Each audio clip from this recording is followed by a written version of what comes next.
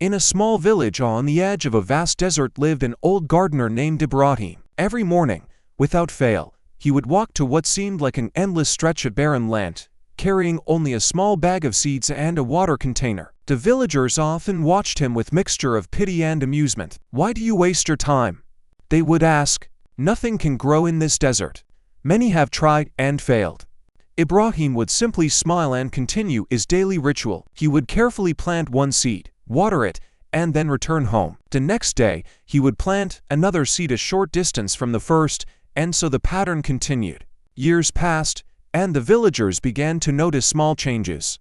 Where Ibrahim had planted his first seeds, tiny green shoots had emerged from the sandy soil. As more time passed, these shoots grew into small plants, then into bushes, and finally into trees. One young man, curious about Ibrahim's persistence, decided to follow him one day. "Why do you plant only one seed each day?" he asked. "Wouldn't it be better to plant many at once?" Ibrahim paused his work and looked at the young man thoughtfully. "Come," he said. "Let me show you something." He led the young man to different areas of his growing garden. These trees, he pointed to a flourishing cluster, were planted 5 years ago. Each one received my full attention on the day it was planted. These smaller ones are from last year. And these tiny shoots, they're just a few months old. But why only one seed a day? The young man persisted. "When you plant many seeds at once," Ibrahim explained, "you can't give each one the care it needs. Each seed is like a small child. It needs the right amount of water, protection from harsh winds, and daily attention. By planting one seed at a time, I can ensure each one has the best chance to survive." The young man looked around with new understanding. What had once been barren desert was now showing signs of life. Birds had begun nesting in the older trees, and small flowers were blooming in the shade. "But didn't you ever feel discouraged?" he asked. 40 years is a long time to work without seeing immediate results."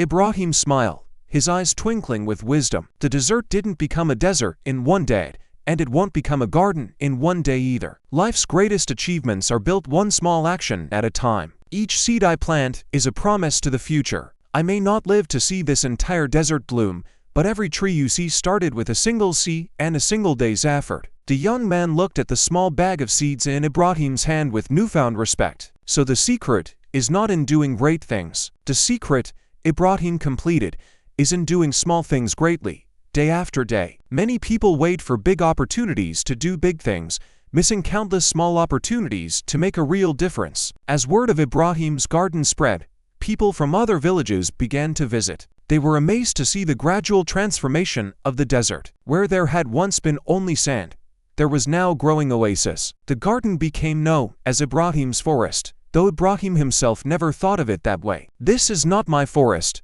he would say to visitors. "This is the forest of patience and persistence. Each tree here is a testament to the power of small, consistent actions." Years later, when Ibrahim had grown very old, the garden had become a vast oasis, providing shade, fruit, and inspiration to thousands of people. When asked about his legacy, he would simply show people a single seed in his palm and say, "Everything great in life starts with something this small. The only secret is to begin, and then to continue, one day at a time." Ibrahim's story spread far and wide, teaching people that the most significant changes don't always come from grand gestures, but from small, consistent actions performed with dedication and purpose.